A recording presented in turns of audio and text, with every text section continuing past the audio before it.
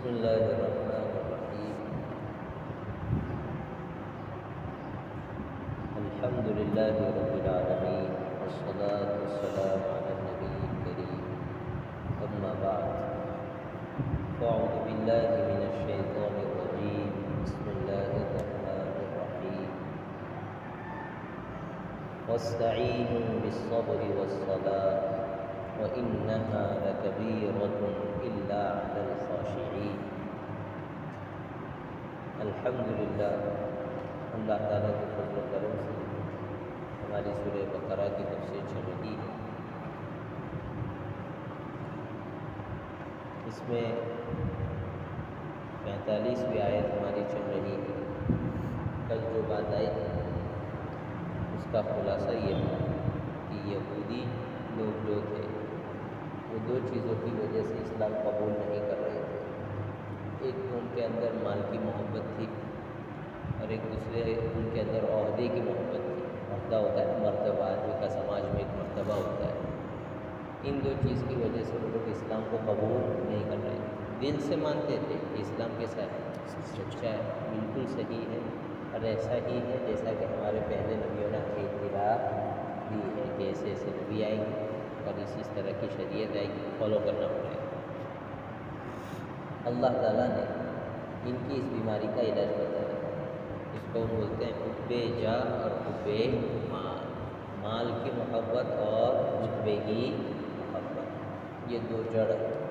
اللہ نے ان سے کہا کہ تمہاری مال کی محبت تو ختم ہو جائے گی، واستعینوا بالصبر والصلاۃ، تم مدد طلب کرو صبر کے ذریعے اور نماز کے ذریعے۔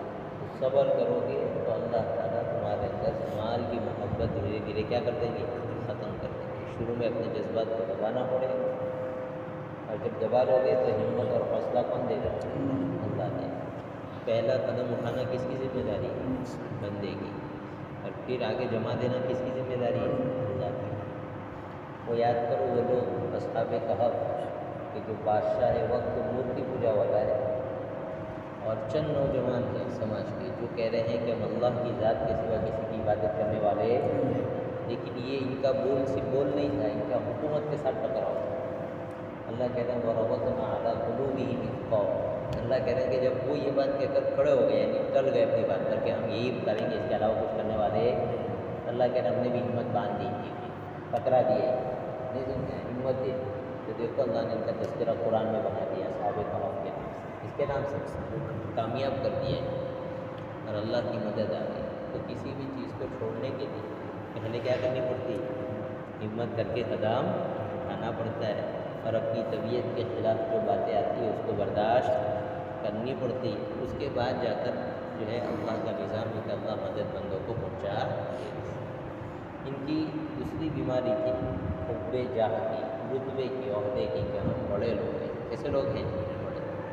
تو ان کو علاج میں بتایا جا رہا ہے کہ نماز پڑھو۔ کیا پڑھو؟ نماز پڑھنے سے آدمی کے اندر سے رتبے اور عہدے کی اور مرتبے کی جو لالچ ہوتی ہے وہ ختم ہو جاتی ہے۔ کیسے ختم ہو جاتی ہے؟ اس لیے کہ نماز میں آدمی خود اپنے آپ کو اللہ کے سامنے چھوٹا سمجھتا ہے، میری تو حیثیت نہیں، تو اس کی وجہ سے اللہ اس کے اندر تواضع پیدا فرما دیتے ہیں۔ کیا پیدا فرما دیتے ہیں؟ اسی کی برکت سے اللہ تعالیٰ اس کے اندر سے عہدے کی کیا کر دیں گے؟ لالچ ختم کر دیں گے۔ اور جب یہ ختم ہو جائے گی تو اب مال کی محبت بھی گئی اور رتبے کی محبت بھی گئی، تو اب حق بات قبول کرنا آسان ہے۔ اب کیا ہوگا؟ حق بات قبول کرنا آسان۔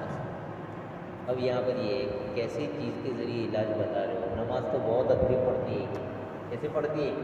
بہت ادبی پڑھتی ہے، تو اللہ کہہ رہے ہیں وہ تو ہمیں بھی پتہ ہے، وَإِنَّهَا لَكَبِيرَةٌ إِلَّا عَلَى الْخَاشِعِينَ، کہ نماز واقعی بھاری ہے، یعنی بہت بھاری پڑتا ہے نماز پڑھنا۔ دیکھو صبر کے وقت نہیں کہا کہ بہت بھاری پڑتی ہے، لیکن نماز کے وقت کہا کہ یہ لوگوں کو بہت بھاری پڑتی ہے۔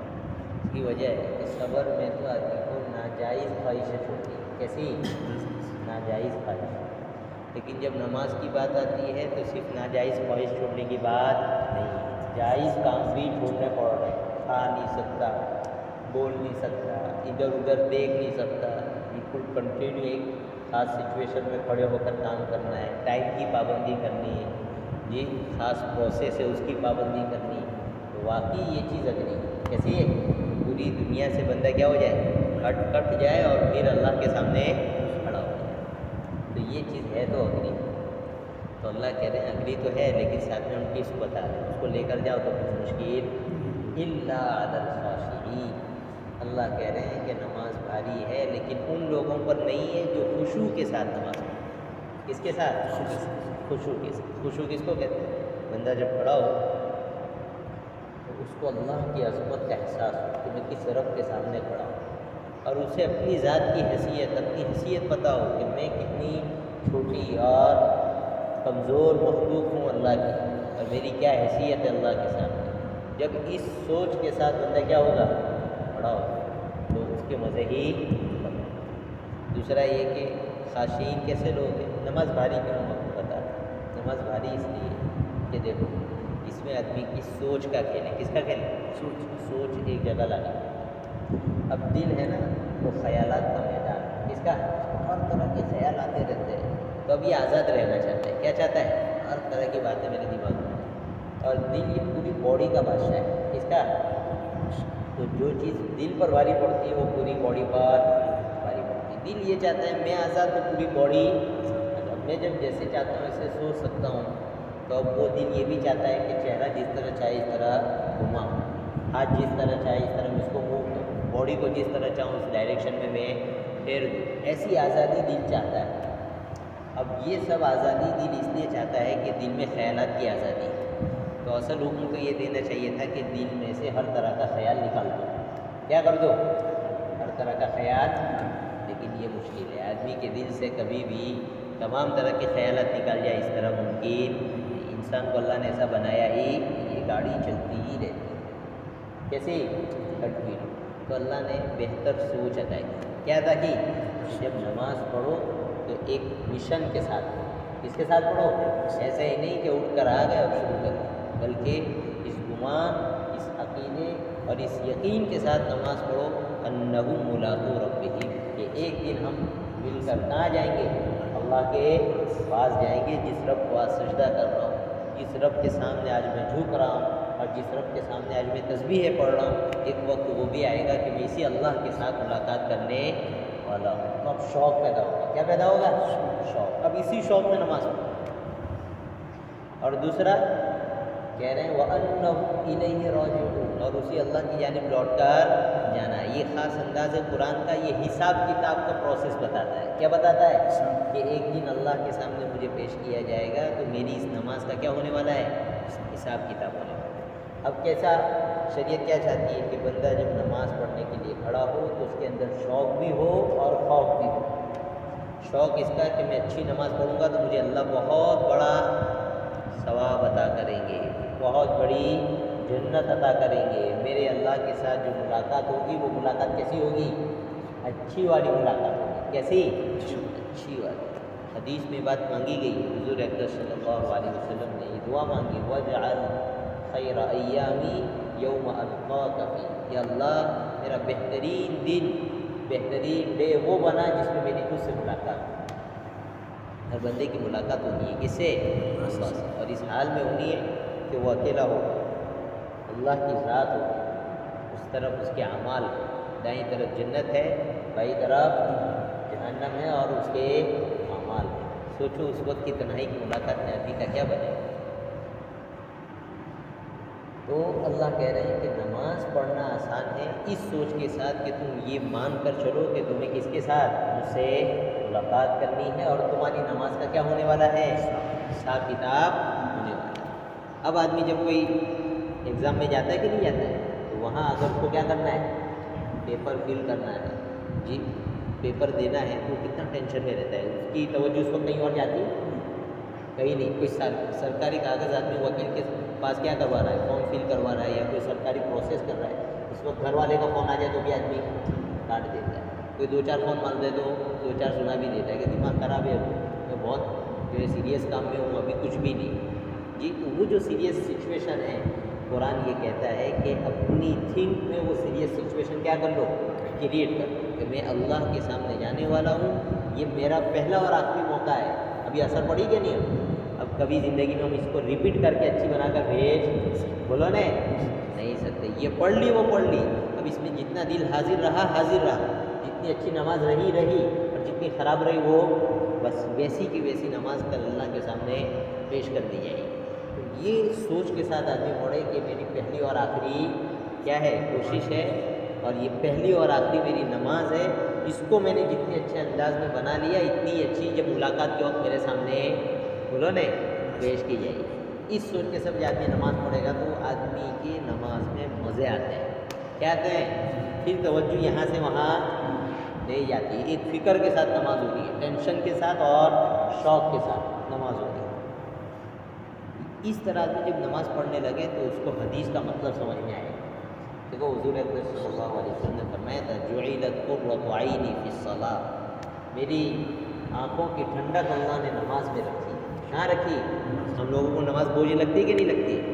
جب ہم لوگ اس طرح کی نماز پڑھنے لگیں گے تب نماز کا ہمیں انتظار ہوگا. کیا ہوگا؟ انتظار، ایک مزہ ہوگا، اور اس مزے کو آدمی ڈھونڈتا پھرے گا. وہ 7 آدمی کی حدیث یاد کرو. حضور اکرم صلی اللہ علیہ وسلم نے فرمایا قیامت کے دن 7 کیٹیگری کے لوگ وہ ہوں گے جنہیں اللہ کے عرش کے سائے کے نیچے کیا ملے گی؟ جگہ دے گی. اس میں بہت سارے لوگ، ان میں ایک وہ بھی ہے رجل معلق قلبہ فی المساجد، وہ آدمی جس کا دل مسجد کے ساتھ چپکا رہے. ہے تو مارکیٹ میں لیکن اس کا انتظار ہے یار ابھی اذان ہو جائے تو میں کہاں جاؤں؟ مسجد جاؤں. بولو ہم لوگوں کا ایسا ہوتا ہے، ہم اور ٹینشن میں آ جاتے ہیں اذان ہوتی ہے یار اب نماز پڑھنے جانا پڑے گا. یہ اس لیے ہو رہا ہے کہ نماز جس طرح ہمیں پڑھنی چاہیے تھی اس طرح ہم پڑھ نہیں رہے. جب ہم اس طرح نماز پڑھیں گے خاشعین والی، کون سی؟ یعنی اللہ کی عظمت اور اپنے گناہوں کا استحضار، اللہ سے ملنے کا شوق اور آخرت میں اس نماز کے پیش ہونے کا ٹینشن، اس کے ساتھ جب آدمی نماز پڑھے گا تو آدمی کو وہ مزہ آئے گا کہ مارکیٹ میں جانے کے بعد بھی اسے انتظار کسی اور چیز کا نہیں بلکہ کس کا رہے گا؟ نماز کا رہے گا. کس کا رہے گا؟ اذان اور نماز کا رہے گا. اور جہاں اذان ہوئی بھاگ کر لپک کر کہاں جائے گا؟ مسجد میں جائے گا. یہ چیز ہے جو شریعت میں مطلوب ہے. ہم لوگ نماز پڑھتے ہیں، اللہ ہم پر رحم فرمائے، میری اور آپ کی سب کی نماز اللہ صحیح کرے. قرآن نے تو یہ کہا وَأَقِمِ الصَّلَاةَ لِذِكْرِي، کہ نماز پڑھو میری یاد کے لیے. اس کے لیے اور ہم اللہ اکبر کرنے کے بعد ہمارا ہے نا وہ ایروپلین جیسے ٹیک آف ہوتا ہے اس کے بعد آٹو پائلٹ پر آ جاتا ہے، ٹھیک ہے نہیں؟ اسی طرح ہماری نماز آٹو موڈ پر آ جاتی ہے. یوں ہو گئے اب امام کہہ رہا ہے تو رکوع، امام کہہ رہا ہے تو قیام، امام کہہ رہا ہے تو سجدہ، کون سی رکعت چل رہی ہے کیا چل رہا ہے کچھ پتہ ہے کہ نہیں؟ حقیقت ہے کہ نہیں؟ ریئلٹی. یہ آٹو موڈ پر جو چلی جاتی ہے نا آٹو موڈ پر بعد میں نہیں جائے گی. پھر اپنے اختیار سے آدمی جائے گا رکوع میں، اپنے اختیار سے جائے گا آدمی سجدے میں، اپنے اختیار سے اور اپنے بولو نا ارادے سے بیٹھے گا قاعدے میں. اس نماز کا مزہ کچھ الگ ہوتا ہے. اس کیفیت کے ساتھ جب آدمی پڑھ رہا ہے کہ میں اپنے اللہ سے ملنے والا ہوں، میری یہ نماز آخری نماز ہے، پتہ نہیں اس میں کتنی کمی رہ جائے گی، کتنی کوتاہی رہ جائے گی. اب ٹینشن میں نماز پڑھی نہیں، پھر نماز کے بعد السلام علیکم ورحمۃ اللہ، السلام علیکم ورحمۃ اللہ. اب وہ بات ہے، اب آدمی جو ہے اپنے ہاتھ جوڑ کر جی اپنی داڑھی پکڑ کر اللہ کے سامنے کہتا ہے استغفر اللہ. نماز کے بعد استغفر اللہ پڑھتے کہ نہیں پڑھتے؟ کبھی ہم نے ایسی فیلنگ کے ساتھ پڑھی؟ جب نماز ہی خشوع خضوع والی نہیں ہے تو نماز کے بعد کے استغفار کا مزہ بھی نہیں آئے گا. اب آدمی جب نماز کے بعد پڑھے گا نا استغفر اللہ تو اس کا دل اڑ اڑ کر اندر سے جا رہا ہوگا کہ یار اللہ میں نے اپنے بس کی کوشش کی، اللہ اس نماز کو میرے منہ پر مت مار دینا، اللہ اسے قبول کر لینا، اس کی ٹوٹی پھوٹی جو ہے کوشش اللہ قبول کر لینا. یہ جو ہاتھ جوڑ کے کسی صاحب کے سامنے آدمی کیا کر رہا ہوتا ہے؟ منت سماجت کر رہا ہوتا ہے. بندہ اپنی نماز کے بعد منت سماجت کر رہا ہوتا ہے استغفر اللہ. اللہ جیسی پڑھنی چاہیے تھی ویسی نہیں پڑھ پائے، اللہ قبول کر لے. پھر وہ انبیاء والا طریقہ آئے گا ہمارے اندر کہ حضور نے انبیاء کا طریقہ قرآن نے بیان کیا کہ عمل کرنے کے بعد وہ کہتے تھے اللہ اسے قبول کر لیجیے. کیا کر لیجیے؟ ہم نے تو قرآن کی تلاوت کی کنفرم ہو گیا کہ اب یہ قبولی ہو جائے گی، ایسا نہیں ہے. ہم لوگوں سے بہت ساری گڑبڑیاں ہوتی ہیں. نماز پڑھی کنفرم ہو گیا کہ قبول ہو گیا، ایسا نہیں. جب یہ ہمارے اندر فیلنگ جاگے گی کہ میں اللہ کے لیے نماز پڑھ رہا ہوں اور یہ نماز ایک دن میرے سامنے اسی جو ہے جس طرح میں پڑھ رہا ہوں اس طرح کی میرے سامنے پیش کی جائے گی قیامت میں، اور یہ میرا آخری موقع ہے. کون سا ہے؟ اس کے بعد ابھی دوبارہ آپ کے لیے اپلائی کرنے کا موقع بولو نے نہیں ملے گا. صحابہ کو ٹینشن ہوگا نا ایسی نمازوں کا, اس لیے ہو سکتا ہے صحابہ ایسا کرتے ہوں, تبھی تو حضور نے منع فرمایا جس میں کہ جب ایک فرض نماز کو ایک مرتبہ پڑھ لیا تو دوبارہ اس کو ریپیٹ مت کرو. اجازت نہیں تھی. اور ہوا کہ اگر اجازت ہوتی تو صحابہ تو ریپیٹ کرتے رہتے ٹینشن میں کہ بھائی پتہ نہیں پہلی والی تھوڑی ایسی ہو گئی, پھر دوسری پڑھ رہا ہوں, پھر تیسری پڑھ رہا ہوں. تو نماز واقعی ایسی چیز ہے کہ یہ ہے بھاری. کیسی ہے؟ لیکن یہ ان لوگوں کے لیے بھاری ہے جو نماز کا اہتمام نہیں کرتے. کیا نہیں کرتے ہیں؟ اب بتاؤ کہ جس آدمی کو گھر سے چلا ہے اور اس کے دماغ میں یہ سیڑھی چل رہی ہے پیچھے سے, اس کی اسکرین پر کیا چل رہا ہے کہ میں نماز پڑھ رہا ہوں, اس کے بدلے میں اللہ سے ملوں گا, اللہ مجھے بہت بڑی جنت عطا کریں گی, اور یہ نماز اگر فلاپ ہوگی تو آخرت کی پوری زندگی بیکار چلی جائے گی, نماز میرے منہ پر مار دی جائے گی اور میں تباہ ہو جاؤں گا. میرے پاس ایک موقع ہے. کتنا ہے؟ اب بتاؤ یہ آدمی استنجا میں غلطی کرے گا, وضو میں گڑبڑ کرے گا, وضو کرتے ہوئے دنیا کی بات کرے گا, وہ تو ایک دم ٹوٹے ہوئے دل کے ساتھ وضو بھی کر رہا ہے. اس کو ابھی ایک نماز سے لے کر دوسری نماز کے درمیان اگر کچھ گڑبڑ ہوئی ہوگی وہ بھی یاد آئے گی کہ یار میں نے شاید یہ گناہ کیا ہوا ہے, اس کی وجہ سے میری نماز گڑبڑ نہ ہو جائے. تو وہ نماز سے پہلے استغفار بھی کر لے گا. کیا کر لے گا؟ اب یہ جب اللہ اکبر کہے گا نا, اس کی مزے کچھ الگ ہے. یہ وہ مزے ہیں جو صحابہ لے کر چلے گئے. کون لے کر چلے گئے؟ صحابہ. یہ مزے لے کر گئے کہ یوں نماز پڑھنا اور پڑوس میں بچہ رو رہا ہے لیکن پتہ نہیں لگا. یوں نماز پڑھ رہے ہیں اور تیر پر تیر لگ رہے ہیں لیکن نماز چھوڑنے کی بولو نے آدمی کا دل نہیں چاہ رہا ہے کہ میں نماز چھوڑ دوں. سنے گے نہیں قصے ہم لوگوں نے؟ تو ان قصوں پر یقین اس وقت آئے گا جب ہم خود بھی اپنے دل میں ایسی سچویشن اور ایسی فیلنگ پیدا کریں گے, تب جا کے پتہ لگے گا کہ نماز کیا چیز ہے. بہرحال جو لوگ ایسی نماز پڑھتے ہیں خشوع خضوع والی, کیسی خشوع خضوع والی, اللہ کہتے ہیں ہم ان لوگوں کو جنت الفردوس میں پہنچائیں گے. کہاں پہنچائیں گے؟ مانگتے کہ نہیں مانگتے ہم لوگ؟ بہرحال تو قرآن کریم نے اس کا بتایا کہ نماز ہے تو مشکل بھاری ہے, یہ سیدھی بات ہے, حقیقت ہے. لیکن جو آدمی اتنی اہمیت کے ساتھ نماز پڑھے گا, دل میں یہ احساس رکھے گا کہ مجھے اللہ کے ساتھ ملنا ہے اور میری نماز میرے سامنے پیش کی جائے گی, حساب کتاب ہونے والا ہے, میرا آخری موقع ہے, پھر جب وہ اللہ اکبر کہے گا نا اس کے مزے بولو نے بہت الگ ہے. ایسی نمازیں آدمی کو اللہ سے ملا دیتی ہیں. ایسے نمازیوں کے حوصلے بہت بلند ہوتے ہیں, ان کی امیدیں آسمانوں کو چھوتی. ایسے ہی نماز پڑھنے والے وہ لوگ تھے جو زمین میں پانی نہیں آتا تھا 2 رکعت نماز پڑھ کے بولو نے پانی نکل جی, بچہ مر گیا 2 رکعت نماز پڑھ کے اللہ کو راضی کر کے زندہ کروا لیا. یہ باتیں ایسے پیدا نہیں ہو گئی, محنت کی گئی ہے. کیا کی گئی ہے؟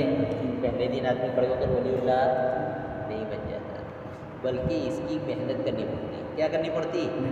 اور یہ بہت ضروری چیز ہے, نماز کا حصہ ہے. جیسے ہم وضو بغیر نماز کے لیے کھڑے ہوتے ہیں کبھی, ہم یہ سمجھتے ہیں کہ وضو کے بغیر میری نماز ہونے والی. اسی طرح بعض علماء کے نزدیک خشوع کے بغیر, یہ جو بھی بات میں نے بتائی نا کہ دل پورا نماز میں حاضر رہے, اللہ کی عظمت کا احساس رہے, اس کے بغیر بعض علماء کہتے ہیں نماز قبول نہیں ہوتی ہے. تو اللہ بھلا کرے دوسرے علماء تو انہوں نے کہا کہ بھائی چل جائے گا ورنہ امت کا بڑا طبقہ برباد ہو جائے گا. تو انہوں نے کہا کہ چلو بھائی ٹوٹی پھوٹی پڑھ تو رہے, چھوڑنے والے کے مقابلے میں تو اچھے ہیں. باقی بعض علماء نے تو ایسا کہا اللہ امام نے پڑھی سورہ فاتحہ, کیا پڑھی؟ پورا دل حاضر ہے. اور پھر جب صورت ملائی نا تو دل غائب ہو گئی.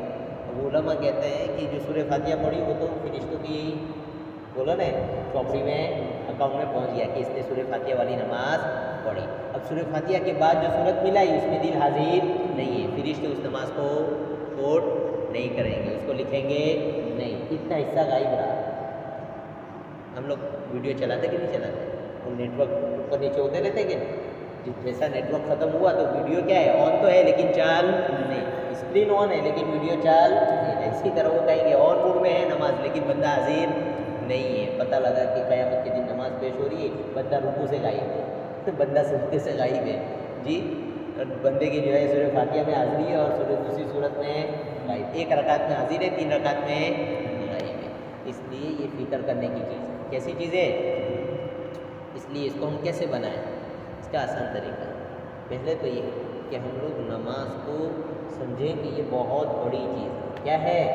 بہت بڑی چیز ہے، اتنی بڑی چیز ہے کہ مسلمان نے نماز کے بغیر کافر اور مسلمان میں کوئی فرق ہونے والا، آپ کی بھی دکان ہے، بازو میں شنکر لال کی بھی دکان ہے، دونوں بیٹھے ہیں، دونوں میں فرق صرف نماز سے کسی ہوگا؟ آپ نماز پڑھنے نہیں گئے جی، وہ بھی نہیں گیا کہیں، تو پھر فرق کیا ہے؟ ایک مومن میں اور کافر میں فرق ہے کس کا؟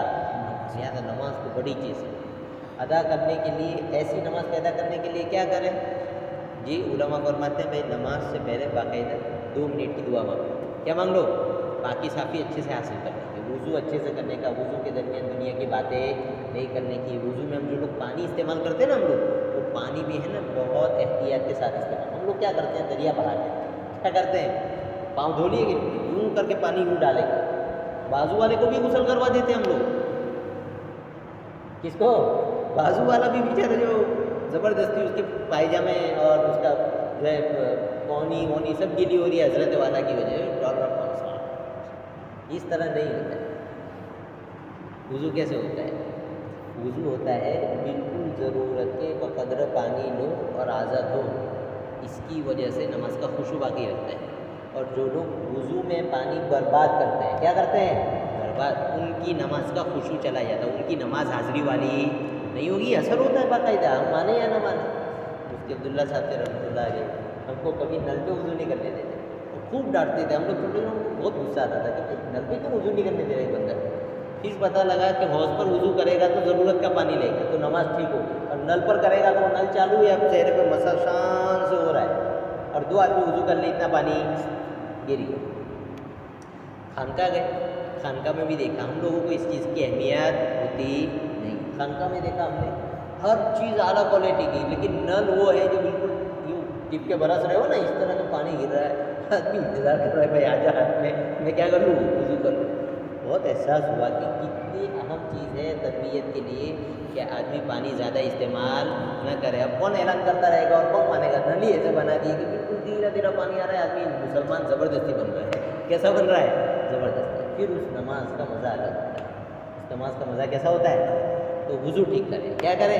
وضو میں پانی اتنا ہی استعمال کرے جتنی ضرورت ہے، اور خوب مل کر وضو کریں، کیسے؟ یوں کر کے پانی بہا دیے، یوں کر کے پانی، اس طرح نہیں، وہ لیجیے پانی ایک مرتبہ میں پورا ہاتھ مل لیجیے، اب یہ ایک ہاتھ ایک مرتبہ دھل گیا، اب دوبارہ پانی ڈال، اب تیسری مرتبہ ڈالیں، یہ سنت ادا کر رہے ہیں، کیا ادا کر رہے ہیں؟ اور زیادہ ہو گیا تھا، اسی طرح ادا کیجیے، سر کا مسا بھی پورا کیجیے، وضو کے درمیان کسی سے بات نہ کیجیے، اگر ہو سکے تو دل میں اللہ سے باتیں کریں، کس سے باتیں کریں کہ پیارے اللہ میرے بس میں تھا میں نے ہاتھ دھو لیے، میرے بس میں تھا میں نے چہرہ دھو لیا، میرے بس میں تھا میں نے اپنے پاؤں دھو لیے، اللہ میرے ہاتھ میرے دل تک نہیں پہنچتے، تیری رحمت اور مغفرت وہاں تک پہنچتی ہے، میرا دل صاف کر، میرے دل کو گناہوں سے پاک کر دے۔ اب اس طرح آدمی جب وضو کر کے آئے گا، ہم لوگ حدیث پڑھ رہے تھے بخاری کا سال تک، ہمارے استاد کو ایک طالب علم نے پرچی لکھ کر بھیجی، وضو کی حدیث چل رہی تھی، حضور اقدس صلی اللہ علیہ وسلم کا فرمان چل رہا تھا کہ جو آدمی وضو کرتا ہے اس کے گناہ معاف ہو جاتے ہیں، بھول جاتے ہیں، ہم لوگوں نے سنی ہے حدیث، لیکن اس میں چھوٹے گناہ معاف ہوتے ہیں۔ تو بچے نے لکھ کر پوچھا کہ استاد بڑے گناہ معاف نہیں ہوں گے؟ تو کہا کہ اگر وضو کے درمیان توبہ کرے، جیسا بھی میں نے بتایا نا دعا مانگے، تو بڑے گناہ بھی معاف ہو جائیں گے۔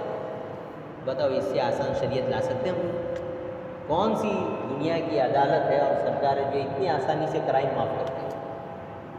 اب جب نماز کے لیے آ گئے، اب نماز شروع کرنے سے پہلے 2 منٹ کی دعا کر لیں، ہاتھ اٹھانا بھی ضروری نہیں ہے، دعا کے لیے ہاتھ اٹھانا ضروری نہیں ہے، دل اللہ کی جانب متوجہ ہونا چاہیے، اب دل میں مانگے پیارے اللہ 4 رکعت پڑھ رہا ہوں، پہلے سے لوٹا ہوا بندہ ہوں، بہت سارے دنیا کے کام رہتے ہیں، تھوڑا وقت لے کر آیا ہوں، میرا یہ وقت کام کا بنا دیجیے، کیسا بنا دیجیے؟ میری یہ نماز صحیح کروا دیجیے۔ اب اس کے بعد جب اللہ اکبر کر کے نماز پڑھیں گے، اس نماز کا مزہ الگ ہوگا، کیسا ہوگا؟ لیکن پہلی بات وہی کہ پہلے دن ولی اللہ نہیں، پہلے دن شروع کی تو صلاۃ دھیان سے پڑھ پائے، کیا پڑھ پائے؟ پھر گاڑی واپس چلے گی، پھر اور محنت کی، صرف فاتحہ تک دھیان آئے گا، پھر امام کی قرات تک دھیان آئے گا، یہ دھیرے دھیرے آئے گا۔ اور آج کا جو ماحول ہمارا ہے تراویح والا، یہ سب سے بیسٹ موقع ہے۔ تراویح پڑھتے کہ نہیں پڑھتے ہم جی؟ وہ لوگ جو اس طرح تراویح پڑھتے ہیں خاشعین والی، ان کو امام کے رکوع اور سجدوں سے تکلیف نہیں ہوتی، ان کو خوشی ہوتی ہے اور ہم لوگ انتظار کر رہے ہیں امام کب ٹھونگا مارے اور ہم پہنچے ٹھونگا مارنے کے لیے. بیٹھے رہتے کہ نہیں بیٹھے رہتے؟ یہ اس لیے بیٹھے رہتے ہیں کہ ہمارے دلوں پر اللہ کی لعنتیں برس رہی ہوتی ہیں. ہم اس چیز کو محسوس نہیں کرتے. اگر کروڑوں روپے یوں تقسیم ہو رہے ہو اور کوئی آدمی ہاتھ دے کر یوں بیٹھا ہو تو دنیا والے اس کو محروم کہیں گے یا نہیں کہیں گے؟ ہاں، اللہ کی رحمتیں برس رہی ہیں، فرشتے چاروں طرف کھڑے ہوئے ہیں اور دل پر اللہ کی رحمتیں اور لوگوں کے لیے جنت کے فیصلے ہو رہے ہیں، اور چند لوگ بیٹھ کر جو ہے اس سے محروم ہو رہے ہو تو دل اس پر نہیں روئے گا. اس پہ ماتم کرنا چاہیے، ماتم کرنا چاہیے. اس پہ کسی کو لعنت نہ سمجھ میں آتی ہو تو دیکھ لینا چاہیے کہ لعنت اس کو کہتے ہیں. اللہ کی ذات اتنی قادر اور اتنی غیرت والی ہے کہ سامنے سمندر ہو تو پیاسا کھڑا رہ سکتا ہے. اور اللہ کی لعنت برستی ہے تو یوں نیکی کے دریا بہتے ہیں لیکن آدمی یوں کھڑا کا کھڑا رہ جاتا ہے. گناہوں کی لعنتیں بہت ڈینجر ہوتی ہیں، وہ سمجھتے نہیں. تو یہ جو ہم تراویح پڑھتے ہیں اس میں ہم مشق کریں. کیا کریں؟ مشق کریں. اسی طرح جیسا بھی کہا نا، ہر رکعت سے پہلے سوچے کہ میری یہ پہلی اور آخری یہ 2 رکعتیں ہیں، اللہ کے دربار میں جا رہی ہے، فرشتے کھڑے ہیں، یہ لے کر چلے جائیں گے، مجھے اس کو دھیان سے پڑھنا ہے اللہ کی عظمت کے ساتھ. اللہ اکبر. اس خیال کے ساتھ جب آدمی نماز پڑھتا ہے نا تو جب امام سجدے سے سر اٹھاتا ہے نا اللہ اکبر، تو دل مچلتا ہے یار تھوڑا اور لمبا ہونا چاہیے. یہاں مسئلہ کیسا ہے؟ امام صاحب نے 5 مرتبہ سبحان ربی الاعلیٰ پڑھ دیا تو پیچھے سے اٹھ کر دیکھیں پتہ نہیں کیا کر رہے ہیں امام صاحب. 2 آدمی کو باہر جا کر کہیں گے امام صاحب کو کہو تھوڑا سجدہ چھوٹا کر دیں. یہ سب مسئلے امام صاحب کے نہیں ہیں، یہ مسئلے بولو نے یہاں کے ہیں. آدمی جب اس شان کے ساتھ نماز پڑھتا ہے کیسے ان کو الفاظ میں بیان کیا جائے کہ آدمی کا دل نہیں کرتا کہ وہ سجدے سے سر اٹھائے. اسے محسوس ہوتا ہے کہ اللہ کی رحمتیں میرے دل کا بوسہ لے رہی ہیں. تب اسے آیت وہ سمجھ میں آتی ہے. وسجد وقترب، اللہ نے قرآن میں کہا ہے کہ سجدہ کرو اور مجھ سے قریب ہو جاؤ. یہ مزے لینے کی چیز کس کی ہے؟ مزے لینے. لیکن یہ چیزیں دھیرے دھیرے پیدا ہوگی فکر کرنے سے. کس سے؟ لہٰذا آج سے ہم ایڈ کریں کہ میری نماز خاشعین والی بنے گی. کس کی والی؟ یعنی وہ لوگ جو نماز میں اللہ کی عظمت کا دھیان رکھتے ہیں اور نماز کو دھیان کے ساتھ پڑھتے ہیں. وہی کریں گے کہ نہیں کریں گے؟ کہہ رہے ہیں کہ جب یہ آدمی اس طرح پڑھے گا تو دنیا کی محبت اور عہدے کی محبت خود بخود کیا ہو جائے گی؟ نکل جائے گی. اسے تو ایک ہی جگہ کی پڑی رہے گی. دل جہاں چپکا ہوا ہے وہیں جائے گا نا. وہ کہاں چپکا ہوا ہے؟ اللہ سے چپکا ہوا ہے، آخرت سے چپکا ہوا ہے. دنیا کا بڑا سے بڑا پہاڑ بھی اس کو اپنی جگہ سے نہیں ہٹا سکتا. ایک نوجوان تھا، میں نے اس کو نماز کی دعوت دی. اب مجھے کیا کہہ رہا ہے؟ مجھے کہہ رہا ہے کیونکہ میری بستی کا تھا تو میں نے دعوت دی. مجھے کہہ رہا ہے کہ یار نماز پہ دھیانت نہیں رہتا، کیا پڑھنے کی ایسی نماز؟ یہ بھی شیطان کا دھوکہ ہے. کیا ہے؟ میں نے کہا بھائی کیسی نمازیں پڑھنے کی؟ کہہ رہے ہیں آدمی کہ اللہ اکبر اور یہاں مدینہ ہونا چاہیے، مکہ پاک ہونا چاہیے. میرے کہہ رہے ایسی نماز تو میری بھی نہیں ہے. یہ شیطان سجاتا ہے بھائی. کون سجاتا ہے؟ ایسی نماز پڑھ کے کیا بھائی جی؟ جتنی ہمارے بس کی وہ ہم کریں. میں نے اس کو ایسا کہا کہ بھائی آدمی آپ کے مسلس آپ کو بنانے ہیں. تو میں نے کہا کہ آپ بالکل جم نہیں جائیں گے تو کام چلے گا، روزانہ کنٹینیو جم جائیں گے تو آپ کے مسلس بنے گے. اس نے کہا روزانہ جاؤں گا تو بنے گے. میں نے کہا پہلے دن بن جائیں گے. بولے نہیں کہ کنٹینیو کروں گا تو 1 پیریڈ کے بعد بنے گے. میں نے کہا بھائی پھر مدینہ اور مکہ اسی کو حاضر ہوگا جو روزانہ پریکٹس کرے گا. میں نے کہا پریکٹس کر لے مسجد میں آ کے. تو کہا کیا یہ بات ٹھیک ہے. تو پھر آنے لگا. تو بہرحال نفس اور شیطان کے بڑے بڑے دھوکے ہوتے ہیں.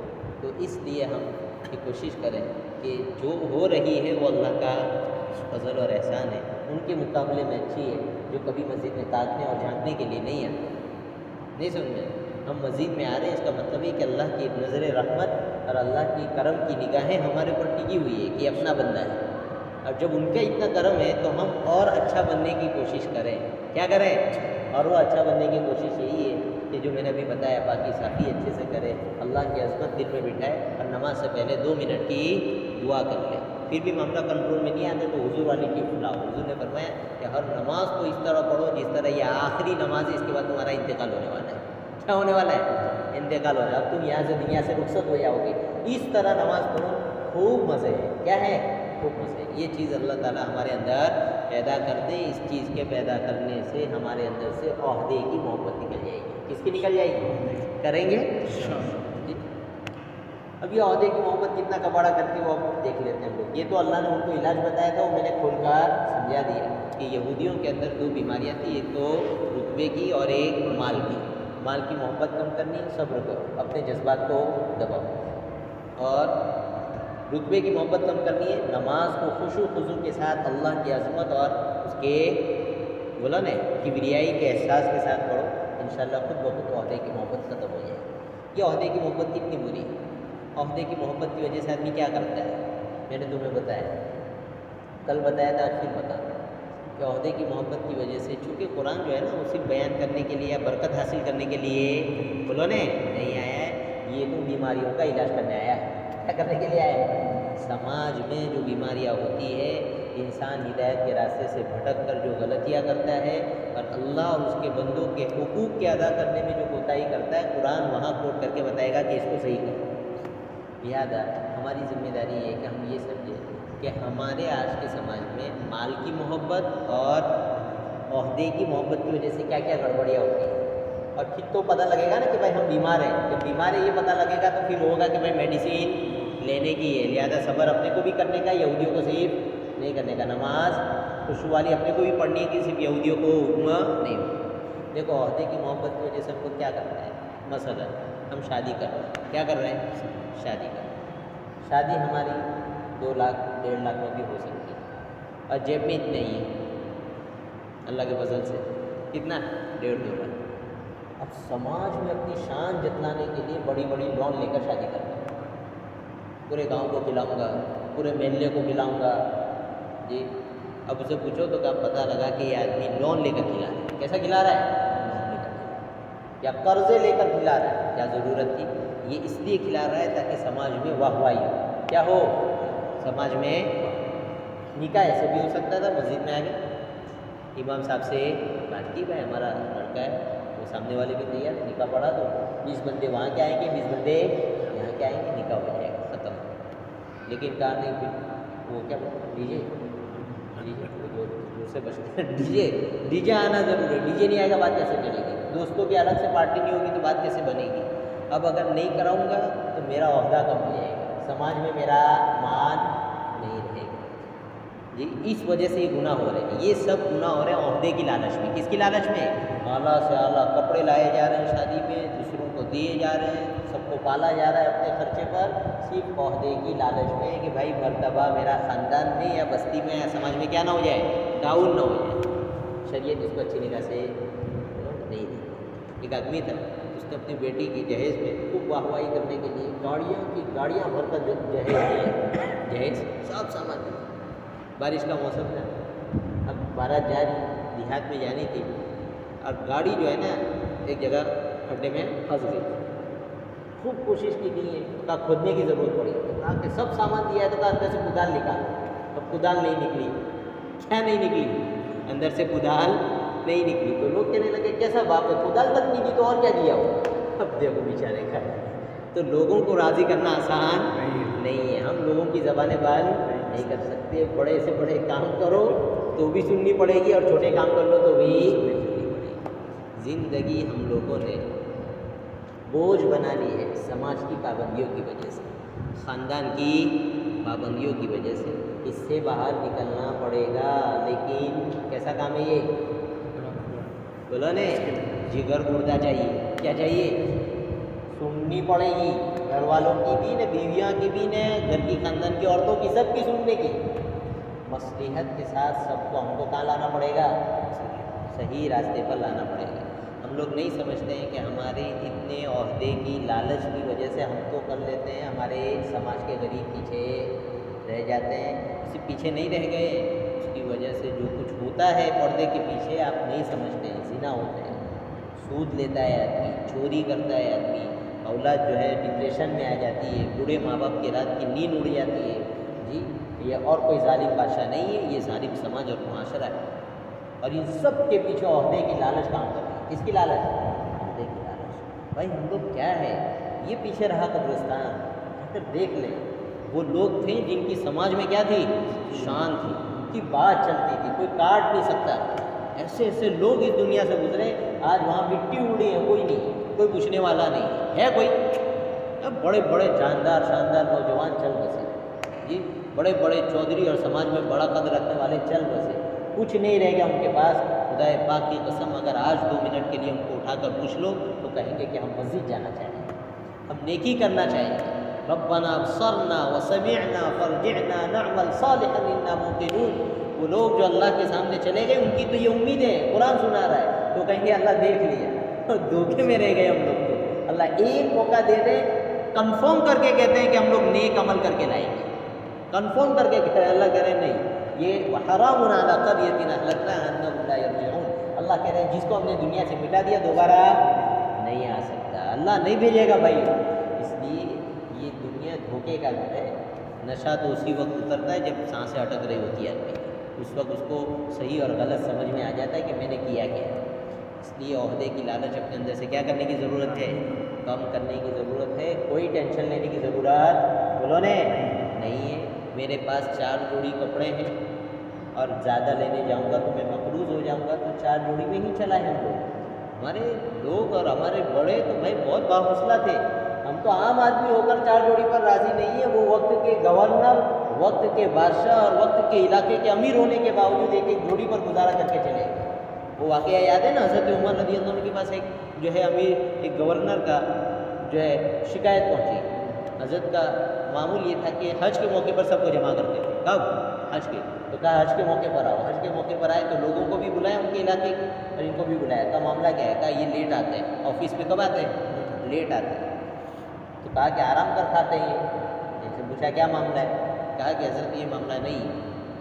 کہا معاملہ یہ ہے کہ میرے پاس ایک ہی جوڑی ہے، اب میں دھوتا ہوں، سکھاتا ہوں، پھر آتا ہوں.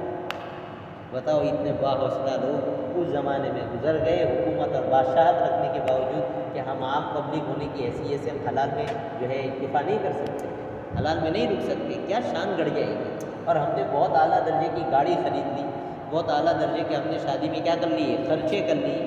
2 دن دنیا یاد رکھے گی، لیکن اللہ کے اکاؤنٹ میں یہ قیامت تک کے لیے باقی رہے گی کہ تم نے عہدے کی لالچ میں کتنی گڑبڑیاں کی اور کتنوں کے دل کے جو ہے تم نے چھرے چلائے. سب وہاں ریکارڈ میں رہے. تو بولو بھائی یہ سدھار لانے کی ضرورت ہے یا نہیں؟ کپڑے کیسے پہننے کے؟ اچھے، لیکن اپنی حیثیت. شادی اپنی حیثیت. اور جو مالدار ہیں ان کے مال میں تو سماج کے غریبوں کا حق ہے. پتہ نہیں کیا بنے گا قیامت کے دن. اس لیے شریعت کی اصل تعلیم کو سمجھو. شریعت صرف مسجد کی 4 دیواری کے لیے نہیں آئی ہے، شریعت زندگی کے ایک ایک سیکٹر کو صحیح کرنے کے لیے آئی ہے. لہٰذا ہمارے بس میں جتنا ہے وہ ہم کریں، بھائی کریں گے. عہدے اور لالچ کے چکر میں پڑیں گے. اللہ تعالیٰ ہماری حفاظت فرمائے اور اللہ تعالیٰ ہمیں صحیح شریعت پر عمل کرنے کی توفیق عطا فرمائے. سبحان اللہ بسم اللہ الرحمن الرحیم.